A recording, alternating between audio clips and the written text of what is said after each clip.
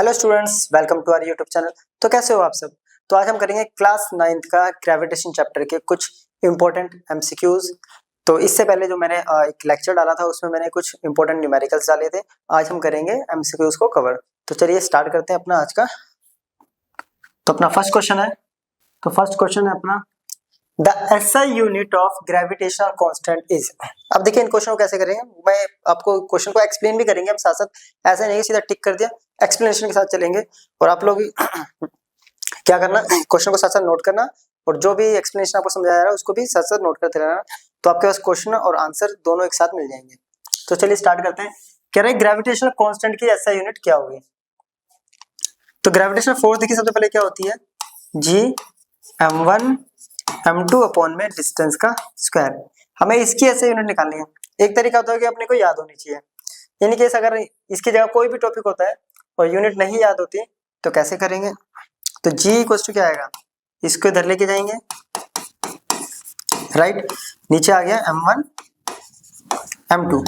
अब देखिए फोर्स की यूनिट होती है न्यूटन, यह डिस्टेंस की यूनिट होती है मीटर, स्क्वायर है तो मीटर का स्क्वायर। मास की यूनिट होती है केजी, दो बार मास है तो मल्टीप्लाई कर देंगे। तो क्या आ रहा है, newton metre square kg square आ गया तो पर केजी स्क्वायर। ठीक है, अगर ये साइन नहीं लगाते तो यहाँ पे -2 लगेगा। तो अब देखिए ऑप्शन चेक करते हैं। ये कह रहा है न्यूटन नहीं है, जूल नहीं है, मीटर पर सेकंड स्क्वायर नहीं है, तो ऑप्शन डी अपना यहाँ करेक्ट हो गया। क्लियर है पहला क्वेश्चन। चलिए नेक्स्ट क्वेश्चन है the gravitational force of attraction between any two object does not depend upon. कह रहा है ग्रेविटेशनल फोर्स जो है दो बॉडी के बीच में वो किस फैक्टर पे नहीं डिपेंड करता। तो ऑप्शन बाद में देखेंगे हम, तो पहले कॉन्सेप्ट समझते हैं। ये एक ऑब्जेक्ट हो गया मास m1, दूसरा ऑब्जेक्ट मास डिस्टेंस हो गया d, राइट। अब देखें ये होता है अपने पास फॉर्मूला, इसका बनता है G m1 m2 bye D square. या इसको हम डायरेक्टली लिखते थे, जब हमने इसकी स्टेटमेंट पढ़ी होगी तो डायरेक्टली प्रोपोर्शनल होता है मास के प्रोडक्ट के और इनवर्सली प्रोपोर्शनल होता है स्क्वायर डिस्टेंस के स्क्वायर के। तो मासिस पे तो डिपेंड करता है, सेपरेशन पे डिपेंड करता है। अब देखते हैं किस पे डिपेंड नहीं करता। मासिस ऑफ ऑब्जेक्ट पे करता है, डिस्टेंस पे भी करता है, size and shape of the object. क्या यहाँ पे ऑब्जेक्ट का साइज या शेप है, तो ऑब्जेक्ट के साइज शेप पे डिपेंड नहीं करता। तो ये ऑप्शन अपना करेक्ट हो जाएगा, option number C. Next question बोल रहा है न्यूटन्स लॉ ऑफ ग्रेविटेशन। बस अब ये क्वेश्चन है, इसमें तो हमें ऑप्शन पढ़ने पड़ेंगे। Can be verified in the laboratory, can not be verified but is true, is valid only on earth, is valid only in our system. तो इसमें से कौन सा ऑप्शन अपना करेक्ट है। तो देखिए ये कह रहा है कि पहले can be verified in the laboratory, तो इसको बाद में देखते हैं, पहले इसको देखते हैं। Can not be verified but it is true. ठीक है, हम वेरीफाई नहीं कर सकते, ये गलत ऑप्शन है। ऐसा नहीं है, हेनरी कैवेंडिश ने वेरीफाई किया था इसको। ठीक है, अर्थ के लिए वैलिड नहीं है, सबके लिए वैलिड है, सारे पूरे यूनिवर्स के लिए। अब वेरीफाई होता है तो ऑप्शन ए तो करेक्ट हो गया। तो वेरीफाई किसने किया था ये भी आपको पता चलना चाहिए। तो इसको वेरीफाई किया था सबसे पहले हेनरी कैवेंडिश ने। ठीक है, और किसमें किया था, लैबोरेटरी में ही किया था। किसकी हेल्प से, टॉर्जन बैलेंस करके उन्होंने बैलेंस बनाया था, तो उससे इसको वेरीफाई किया था। तो इसको हम वेरीफाई कर सकते हैं with the help of torsion balance. Next question, two bodies of masses 10 quintal each are separated by 1 metre, the force of attraction between them. कह रहा है दो ऑब्जेक्ट हैं, दोनों का मास है 10-10 क्विंटल। अब 10 क्विंटल का मतलब क्या होता है, तो पहले 1 क्विंटल का मतलब क्या होता है वो देखिए। 1 क्विंटल इक्वल्स टू होता है अपने पास 100 kg। तो 10 क्विंटल कितना हो गया, simple 10 into 100 it means 10 to the power 3 kg या 1000 kg भी कर सकते हैं। तो m1 equals to m2 equals to आ गया 10 to the power 3 kg, right. यहाँ तक दोनों के बीच का सेपरेशन जो है डिस्टेंस वो दे रखा है 1 मीटर, और कह रहा है फोर्स ऑफ अट्रैक्शन निकालो। तो इसमें प्रॉब्लम क्या है, निकालते हैं। F equals to G m1 m2 upon में डिस्टेंस का स्क्वायर है। जी की वैल्यू 6.67 इंटू 10⁻⁻11, यह है 10⁻³ इंटू 10⁻³ डिस्टेंस है 1, तो 1 से तो डिवाइड होगा, कुछ आएगा नहीं, ठीक है। 10⁻³ 10⁻³ पॉजिटिव पावर है, ऐड होगी 6 और -11 तो बच गया माइनस का 5, वैल्यू आ गई 6.67 इंटू 10⁻⁻5 न्यूटन। अब मैच करते हैं ऑप्शन कौन सा इसमें से ठीक है। 10⁻5 देखिए 5 जानबूझ के दिया कि गलती हो गई, तो ये 10⁻⁻5, तो ये ऑप्शन अपना करेक्ट हो गया, ऑप्शन नंबर बी, ठीक है। चलिए नेक्स्ट क्वेश्चन है, the mass of a body is increased 4-fold and mass of other body is increase 16-fold, how should the distance between them be change to keep the same gravitational force between them. क्या कह रहा है कि अगर दो bodies होती हैं simply, है ना, तो इनिशियली अपने पास बॉडी है, मास m1 है और m2 है मान लेते हैं, ठीक है। सेपरेशन है दोनों के बीच का d, तो इस केस में जो ग्रेविटेशनल फोर्स आएगी वो आएगी g m1 m2 bye t square, ये होगी फर्स्ट इक्वेशन। अब कह रहा है कि एक बॉडी का मास जो है, तो m1 डैश को हमने कर दिया 4-fold, मतलब 4 टाइम्स ऑफ m1, और m2 डैश हो गया 16 टाइम्स ऑफ m2, ठीक है। बट जो ग्रेविटेशनल फोर्स है वो कह रहा है कि f डैश जो है वो f के बराबर ही है, ग्रेविटेशनल फोर्स चेंज नहीं हुई है, नई वाली ग्रेविटेशनल फोर्स और पुरानी वाली ग्रेविटेशनल फोर्स इक्वल है ना, सेम बोला हुआ ना, कीप द सेम। तो अब f डैश का फॉर्मूला कैसे बनाएंगे, g m1 dash m2 dash, ठीक है, d dash square, f dash की जगह आ गया f, चलिए m1 की जगह आ गया 4m1, m2 डैश की जगह आ गया 16m2, और ये आ गया d डैश, तो हमें निकालना है। अब f की वैल्यू फर्स्ट इक्वेशन से पुट कर देंगे, ठीक है, ये आ जाएगा g m1 m2 बाय d स्क्वायर, ये आ गया 4 इंटू 16 आगे रख लिया, g m1 m2 बाय d डैश स्क्वायर, तो g m1 m2 तो कैंसिल आउट हो गए, है ना, ये कैंसिल आउट हो गया, d स्क्वायर बच गया, इस d डैश स्क्वायर को इधर ले आता हूँ, तो d dash square equals to आ रहा है 4 इंटू 16, और ये d स्क्वायर इधर जाके मल्टीप्लाई, इसका स्क्वायर उधर जाएगा तो root 4 into 16 into D square. अब देखिए 4 का रूट होता है 2, 16 का रूट होता है 4, डी स्क्वायर का होता है d, तो ये आ गया 8d। अब इसमें से ऑप्शन मैच करते हैं कि ऑप्शन अपना कौन सा करेक्ट होगा, है ना। तो d डैश जो है 8 टाइम्स आ रहा है, तो 8 टाइम्स देखिए ऑप्शन सी यहाँ पे अपना करेक्ट हो गया है। चलिए नोट कर लीजिए इसको। Next question, the earth attracts a body of mass 2 kg on its surface with the force of, क्या कह रहा है, अर्थ है, एक बॉडी है मान लेते हैं, ठीक, अपने को नहीं पता 2 kg की बॉडी है, कहाँ रखी है अर्थ, कहाँ रखी है, सरफेस पे, सॉरी दे रखा है, तो अर्थ के सरफेस पे रखी हुई है, ये 2 kg, ठीक है, तो ये इसको इस तरफ अट्रैक्ट करती है, तो ये फोर्स निकालने हैं।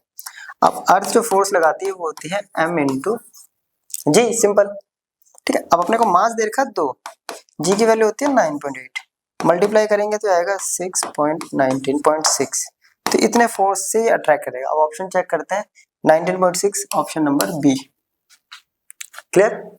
चलिए नेक्स्ट क्वेश्चन है, a stone drop from a building takes 4 second to reach the ground, the height of the building is.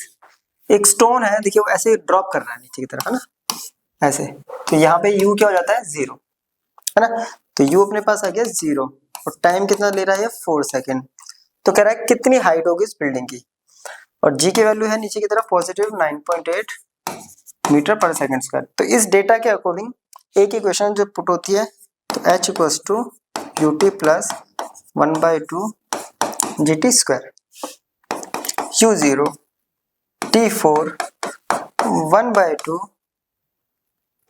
9.8 into 4 into 4, right, ये आ गया 2 4 जा 8, ठीक है, 2 4 जा 8, 8 8 जा 64, 6 8 9 जा 72 और 6 78.4 मीटर। ऑप्शन मैच करते हैं, तो ऑप्शन सी आ गया अपना करेक्ट।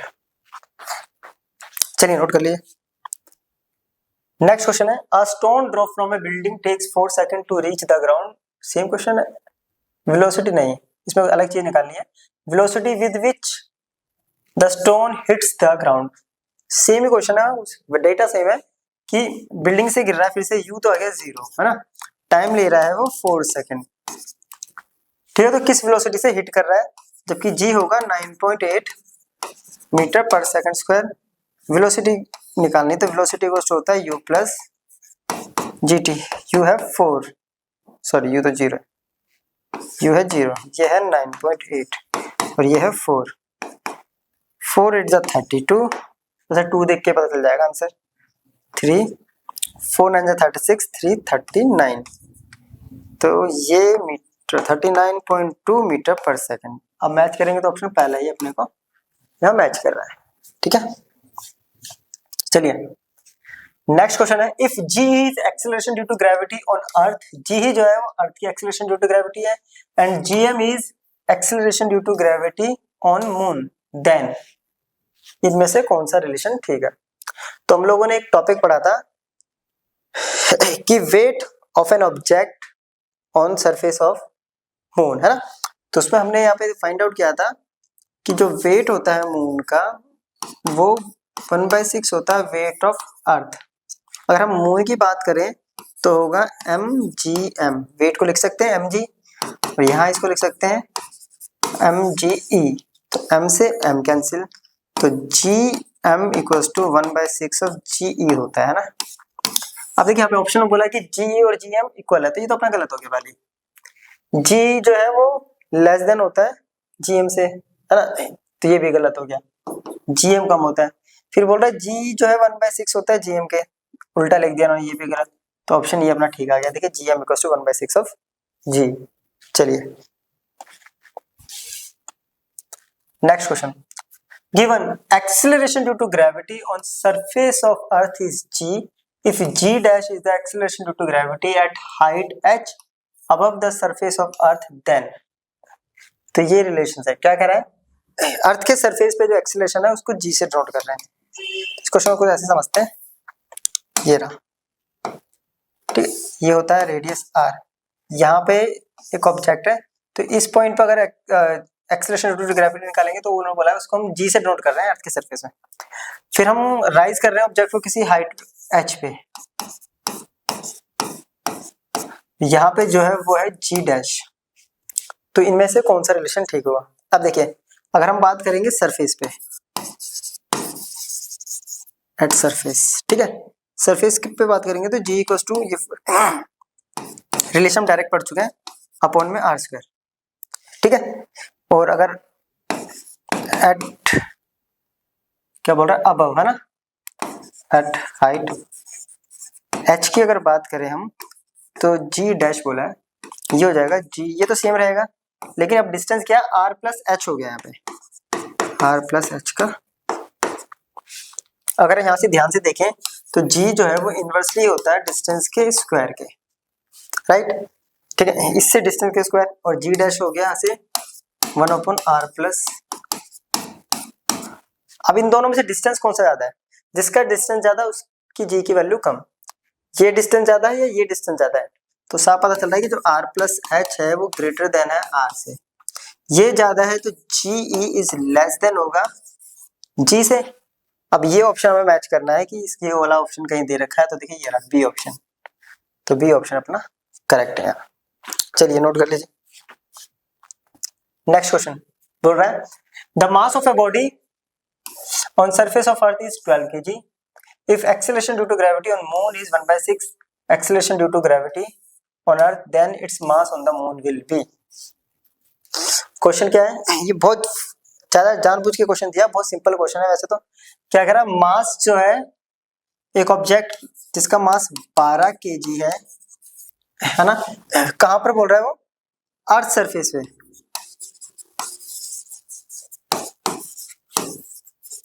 देखिए क्वेश्चन को कैसे फंसाने की कोशिश करिए ना, और acceleration due to gravity moon की जो है वो 1/6 है acceleration due to gravity of earth, तो कह रहा है मून पे मास कितना होगा, मून पे, यानी मास की वैल्यू कहाँ निकालनी है हमें, मून पर, अरे हमने मास और वेट में पढ़ा था कि मास रिमेन्स कांस्टेंट, मास नेवर चेंजेस, मास कभी बदलता ही नहीं है किसी भी प्लेस पे, पढ़ा था हमने। तो इन्होंने जानबूझ के ये क्वेश्चन फंसाया है। मास क्या रहता है, m ऑलवेज कांस्टेंट सेम, तो कितना रहेगा 12 केजी, और 12 केजी ऑप्शन है, ऑप्शन नंबर सी अपना ठीक है। मास तो बदलेगा ही नहीं, क्वेश्चन पहले टिक कर सकते थे हम 12 केजी, राइट। चलिए next question, two objects of different masses falling freely near the surface of moon would have same velocity at an instant, have different acceleration, experience force of same magnitude, undergo a change in their inertia। क्या कह रहा है, तो ये moon का surface है, यहाँ दो ऑब्जेक्ट्स हैं डिफरेंट मासेस है, एक का मास m1 है, एक का मास f2, नीचे ऐसे गिर रहे हैं, ठीक है। ये कह रहा है falling freely near the have different acceleration, ठीक है। तो एक्सेलरेशन वाला तो गलत हो गया, क्योंकि एक्सेलरेशन में क्या होता है, मास पे डिपेंड नहीं करता, ऑब्जेक्टिव मास पे एक्सेलरेशन है। फोर्सेस ऑफ सेम मैग्नीट्यूड, ये भी गलत है क्योंकि वो मास पे डिपेंड करती है।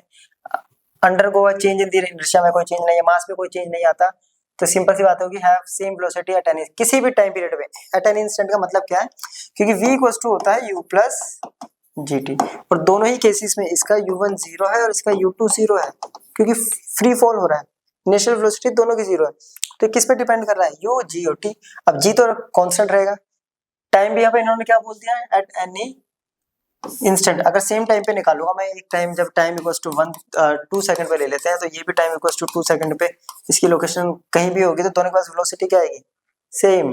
तो ऑप्शन अपना आ गया ए करेक्ट, ठीक है। चलिए next question, the value of acceleration due to gravity is same on equator and pole, is least on pole, least on equator, increase from pole to equator. तो इसको थोड़ा सा समझते हैं दोबारा से, एक बार कॉन्सेप्ट देखिए। तो ये अर्थ होती है कुछ ऐसी, कंप्लीट स्फीयर नहीं होती अर्थ हमारी, ये हम लोगों ने टॉपिक में भी पढ़ा होगा। तो ये वाला जो होता है, ये होता है इक्वेटर, और इस वाले पोर्शन को हम बोलते हैं पोल, राइट। इक्वेटर का रेडियस होता है आर ई, और इसका रेडियस होता है आर पी। अब बेसिकली अपने पास जी जो होता है वो होता है G M upon R square, right. और बात करें हम पोल की, एड तो G P equals to, right, तो जाएगा जी एम अपॉन में आर पी स्क्वायर। और अगर बात करेंगे एट इक्वेटर, तो G equals to G M upon में, राइट, ये होगा, ठीक है। इक्वेटर के लिए इक्वेटर का रेडियस और पोल के लिए पोल का रेडियस, ठीक है। अब अगर बात करें तो यहाँ पे कौन सा रेडियस, किसका रेडियस ज्यादा है, तो इक्वेटर ज्यादा होता है पोल से, और जी जो है वो इनवर्सली प्रोपोर्शनल होता है डिस्टेंस के स्क्वायर के, जिसका डिस्टेंस ज्यादा उसका एक्सेलरेशन ड्यू टू ग्रेविटी कम। तो एक्सेलरेशन ड्यू टू ग्रेविटी किसकी कम होगी, जिसका रेडियस ज्यादा। तो इट मींस जी की वैल्यू इक्वेटर पे कम होती है एज कम्पेयर टू पोल। अब देखिए कह रहा is same on equator and pole, गलत है ना। इज लीस्ट ऑन पोल, क्या पोल पे कम है, नहीं। इज लीस्ट ऑन इक्वेटर, ये वाला ठीक है। Increase from pole to equator, कि पोल से इक्वेटर पे जाएंगे तो इंक्रीज होगा, ये गलत है। पोल से इक्वेटर पे जाएंगे तो डिक्रीज हो रही है वैल्यू, तो ये भी करेक्ट है। ऑप्शन सी अपना, सॉरी ये भी इनकरेक्ट है, ऑप्शन सी अपना ठीक होगा। Next question, the gravitational force between two object is F if masses of both objects are half without changing the distance between them, then the gravitational force would be। कह रहा है दो object हैं, तो दोनों का ऑब्जेक्ट का m1 m2 मान लेते हैं ना, तो उनके बीच की फोर्स कितनी है f, तो ये हो गया जी m1 m2 अपॉन में डिस्टेंस का स्क्वायर। अब क्या कह रहा है कि जो नया मास है वो हाफ है पहले वाले मास के, दोनों मासेस बोथ ऑब्जेक्ट्स, ठीक है। और m2 डैश भी जो हो गया 1/2 ऑफ m2। तो ग्रेविटेशनल फोर्स क्या होगी, अगर डिस्टेंस क्या है, नया डिस्टेंस d डैश जो है वो d के बराबर ही है, तो f डैश कितना हो जाएगा, सिंपल सा g m1 dash m2 dash अपन में d डैश। f डैश तो हो गया f डैश हो गया, ठीक है। अब g m1 डैश क्या है, m1/2, m2/2 और d की जगह d स्क्वायर, ये हो गया 1/4 है ना। तो f dash equals to 1/4 g m1 m2/d square. अब देखिए g m1 m2/d square, g m1 m2/d square ये क्या है f, तो f dash equals to 1/4 of f। अब ये ऑप्शन मैच करते हैं, 1/4 ऑफ f, तो पहला ही ऑप्शन अपना क्या करेक्ट है। क्लियर, चलिए नोट कर लीजिए। नेक्स्ट क्वेश्चन है, a boy is whirling a stone tied with a string in a horizontal circular path. When the string breaks, the stone पहले देखिए हॉरिजॉन्टल, एक लड़का है उसने धागे में एक स्टोन को बांधा और वो ऐसे घुमा रहा है, ऐसे ऐसे, ठीक है। हॉरिजॉन्टल का मतलब हो गया, ये हो गया ऐसे घुमाएंगे तो वर्टिकल सामने ऐसे, ये घुमा रहा है ऐसे या ऐसे, ठीक है। हॉरिजॉन्टल में घुमा रहा है और वो घुमाते घुमाते मानते हैं ये ऐसे घूम रहा है ना, ये ऐसे घूम रहा होता है, सेंटीमीटर फोर्स लग रही होती है, ये यहाँ पे स्टोन है। अब जैसे ये टूटेगा तो ये क्या करता है, स्टोन सीधा निकल जाता है, उसी पॉइंट पे टेंजेंशियल निकल जाता है। तो ऑप्शन कह रहा है will continue to move in the circular path, गलत। तो सर्कुलर पाथ में मूव करेगा नहीं। Will move along straight line toward the centre of, क्या इस सेंटर की तरफ मूव करेगा, नहीं। Will move along a straight line tangential to circular path, yes अभी बताया। Will move along a straight line perpendicular to the circular path, क्या इस लाइन के परपेंडिकुलर बॉय से, तो ये भी गलत। टेंजेंशियली हमेशा क्या करेगा, मूव करेगा। नेक्स्ट क्वेश्चन है, in the relation g(m)/d square the quantity g, ठीक है, क्या कह रहा है, f जो है वो है g(m)/d स्क्वायर। अब g, ठीक है, g depends on the value of g at place of the observation is used only when the earth is one of the two mass is greater at the surface of earth is universal constant. क्या कह रहा है, जो ये g है ये किस किस पे डिपेंड करता है, तो g की वैल्यू किसी चीज पे डिपेंड नहीं करती, हम लोगों ने पढ़ा था। तो पहला ऑप्शन गलत है, कह रहा है इज यूज्ड ओनली, अर्थ के केसेस में यूज नहीं करते, अर्थ के सरफेस ज्यादा नहीं था, यूनिवर्सल कांस्टेंट होता है जो कि सेम रहता है, ठीक है। चलिए next question, law of gravitation gives the gravitational force between the earth and a point mass, only the earth and sun, any two bodies having some masses, two charged body only।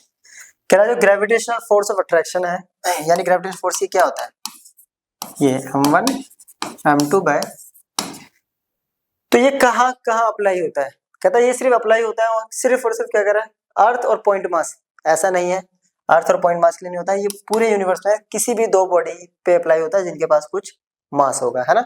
कह रहा है earth and sun only, गलत। Any two bodies having some mass, correct. Two charge body, charge body में तो ये लगता ही नहीं है। क्लियर, चलिए नोट कर लीजिए।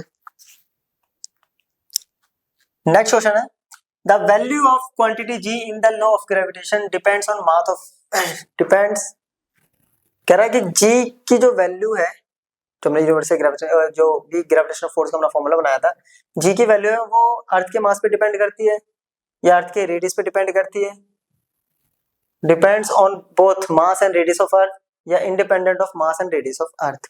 तो जी अभी बताया था यूनिवर्सल कांस्टेंट होता है जो किसी भी क्वांटिटी पे डिपेंड नहीं करता, तो वो एक इंडिपेंडेंट क्वांटिटी हो गई, right. Next, two particles are placed at some distance if the mass of each of the two particle is doubled, keeping the distance between them unchanged, the value of gravitational force between them will be।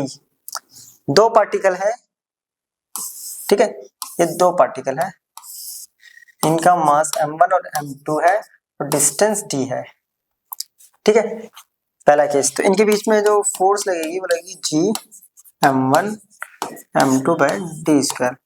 आप क्या कर रहा है कि अगर दोनों particle का मास को डबल कर देते हैं तो m1 dash equals to 2m1 और m2 डैश इक्वल्स टू 2, और डिस्टेंस क्या रहेगा, distance between them unchanged, distance जो रहेगा वो कैसे रहेगा, unchanged, right.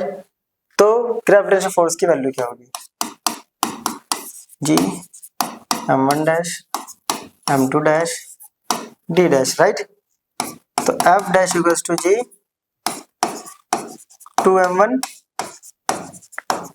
2m2 d square, right. Value put करते हैं, f dash equals to 4g1 टू बैट, अब gm1m2/d square, gm1m2/d square F के बराबर है तो 4f ऑप्शन है, तो 4f का मतलब हो गया 4 टाइम्स, है ना।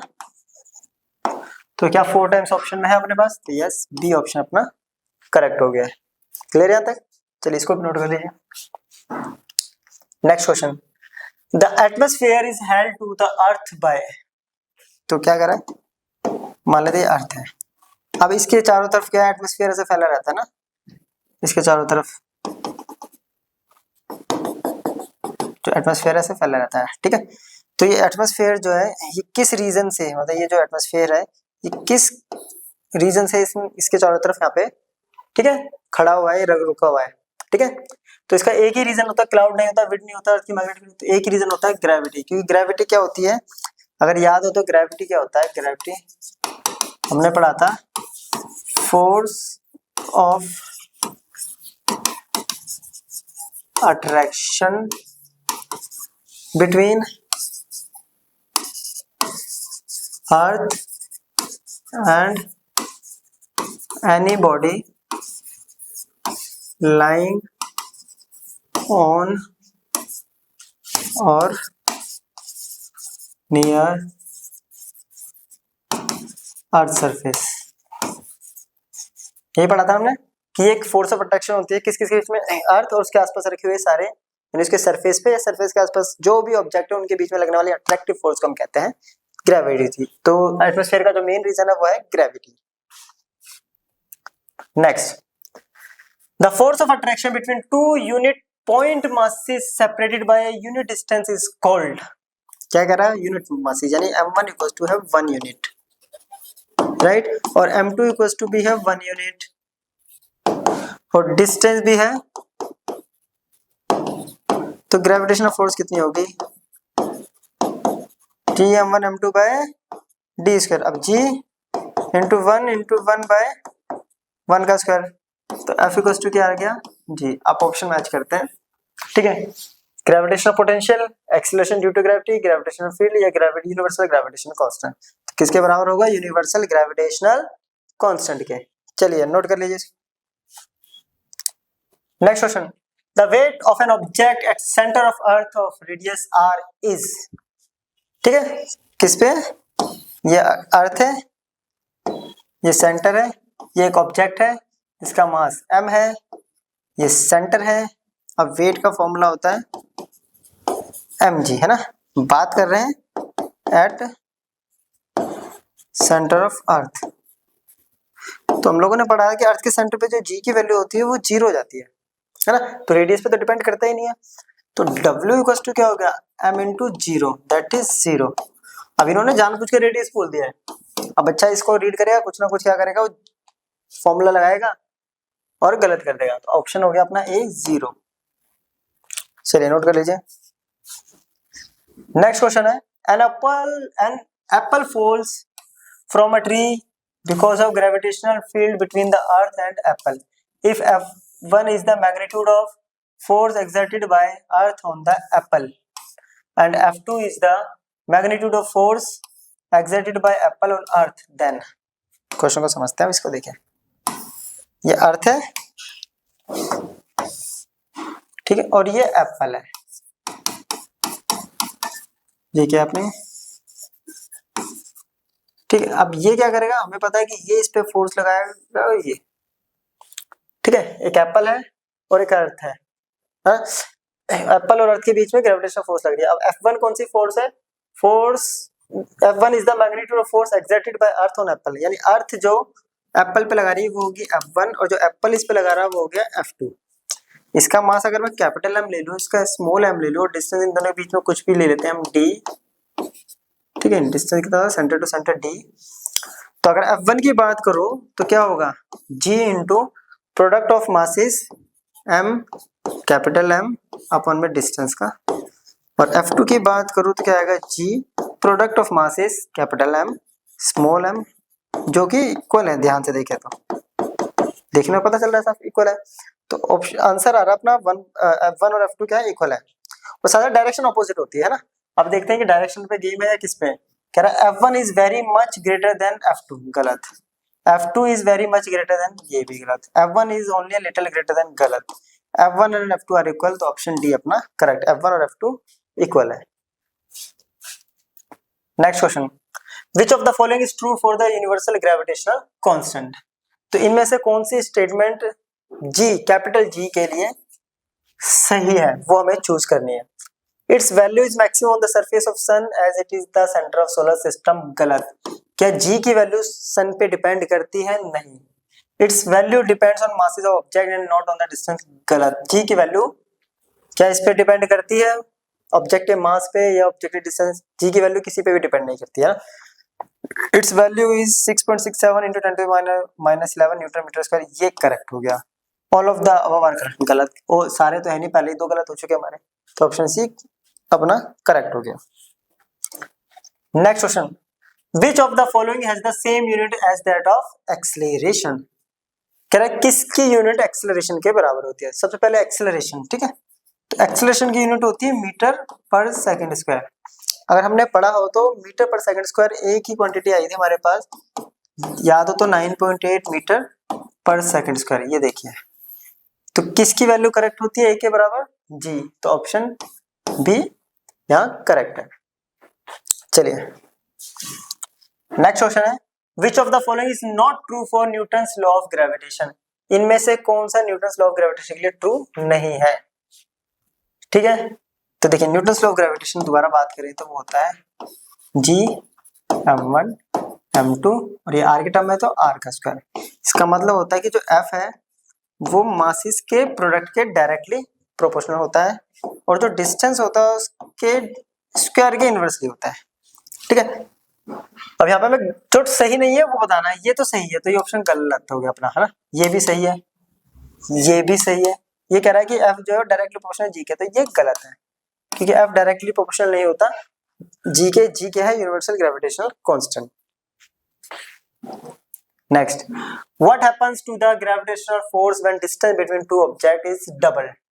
क्या होगा ग्रेविटेशनल फोर्स का जब दो ऑब्जेक्ट के बीच का डिस्टेंस को हम क्या कर देंगे, डबल कर देंगे। इनिशियली हम क्या मानते हैं कि दो ऑब्जेक्ट है, एक m1 है और m2 है, उन दोनों के बीच का डिस्टेंस है d। अब क्या करा कि सिर्फ डिस्टेंस को हमने क्या कर दिया, डबल। यहाँ मासेस वगैरह की कुछ बात नहीं हो रही है, ठीक है। तो F इक्वल्स टू क्या हो गया, g m1 m2 d dash square. तो g m1 m2 d dash क्या है 2d, राइट। वैल्यू पुट करेंगे g m1 m2 अपन में 4d स्क्वायर। अब देखिए g m1 m2 अपन में d square, g m1 m2 अपन में d स्क्वायर किसकी वैल्यू है, ये g की वैल्यू। तो f डैश कितना आ रहा है, f अपॉन में 4। अब इसमें से ऑप्शन देखते हैं कौन सा ठीक है, गलत, 4 टाइम्स गलत, गलत, ऑप्शन डी अपना सही हो गया। चलिए नोट कर लीजिए। Next question, which of the following do not influence the value of acceleration due to gravity. इनमें से कौन सा क्या कर रहा है, जी की वैल्यू पे कोई इफेक्ट नहीं डाल रहा है एक्सेलरेशन ड्यू टू ग्रेविटी की वैल्यू पे, ठीक है। मास ऑफ द लार्जर और सेलेस्टियल ऑब्जेक्ट, ठीक है। जी की वैल्यू सबसे पहले समझते हैं, G M by R square. तो किस किस चीज पे डिपेंड करता है, एक तो मास। अगर हम अर्थ की बात करें तो मास ऑफ अर्थ, ठीक है। अब यहाँ अर्थ तो दे नहीं रखा होगा, तो यहाँ पे हो जाएगा लार्जर बॉडी जो अट्रैक्ट करती है ना, लार्जर बॉडी। और आर क्या हो गया, रेडियस ऑफ लार्जर बॉडी। तो इन दो ही चीजों पे डिपेंड करती है और इंडिपेंडेंट होती है किस पे, independent on mass and size of an object. कौन सा ऑब्जेक्ट, तो स्मॉल ऑब्जेक्ट। जो ऑब्जेक्ट अट्रैक्ट होता है बड़े की तरफ उसके मास या शेप साइज पे डिपेंड नहीं करती है ना। तो कह रहा है मास ऑफ द लार्जर और celestial body mass of the following object, इस पे तो करती है ना। Distance between the two object और नन ऑफ द अबव, ठीक है। तो मास ऑफ द लार्जर बॉडी, ये ऑप्शन अपना करेक्ट हो गया। देखिए इस पे डिपेंड करती है मास पे, ठीक है। चलिए नोट करिए। नेक्स्ट क्वेश्चन है, in the expression f equals to G m1 m2 by r square r represents, कह रहा है कि अपने पास एक्सप्रेशन दे रखी है G m1 m2 by r square, तो r किसको रिप्रेजेंट कर रहा है यहाँ, देखिए यहाँ से अगर यहाँ तक डिस्टेंस देखें तो ये डिस्टेंस है r1 है ना, तो ये तो हो गया r1, क्योंकि r जो होता है हमारा वो डिस्टेंस होता है दो ऑब्जेक्ट के सेंटर टू सेंटर, यहाँ से और इस पॉइंट तक का डिस्टेंस है r2, तो ये भी ऐड हो गया, और इस पॉइंट से सेंटर का डिस्टेंस है r3। अब ऑप्शन मैच करते हैं, क्या इनमें से कुछ दे रखा है, r1 plus r3 2r1 plus 2r3, ये भी गलत है गलत है गलत है, r2 है ही नहीं, r1 plus r2 plus r3, तो ऑप्शन डी यहाँ करेक्ट हो गया। Which of the following gives correct expression for height of an object from which it is dropped to fall under the gravity? क्या इनमें से कौन सी एक्सप्रेशन हमें correct है, किसके लिए, एक ऑब्जेक्ट है वो किसी हाइट से फॉल कर रही है और जब फॉल करता है तो u की वैल्यू 0 होती है, तो कौन सी एक्सप्रेशन, तो जब नीचे की तरफ गिरते हैं तो यहाँ पे g अप्लाई होता है ना, तो अपने पास इक्वेशन होती है v square minus u square equals to 2gh, और देखिए v स्क्वायर u तो हो गया 0, ये हो गया g और h, तो v square equals to 2gh, h square h equals to v square by 2g, तो हाइट जो है इस पे डिपेंड करती है, ऑप्शन हमें बस मैच करना है, v स्क्वायर माइनस 2g गलत, v स्क्वायर प्लस 2g गलत, v स्क्वायर बाय 2g ये देखिए सही आ गया, v स्क्वायर इंटू 2g गलत, तो इस पर डिपेंड करती है। चलिए इसको भी नोट कर लीजिए एक बार। तो ये था हमारा आज का लेक्चर जिसमें हमने क्या करे हैं, मोस्ट इम्पोर्टेंट 30 है ना एमसीक्यू कवर करे हैं। तो यहाँ पे हमारा ये लेक्चर कंप्लीट हो गया है, आगे लेक्चर में हम नए टॉपिक के साथ मिलेंगे, तो तब तक के लिए गुड बाय, मिलते हैं नेक्स्ट वीडियो में।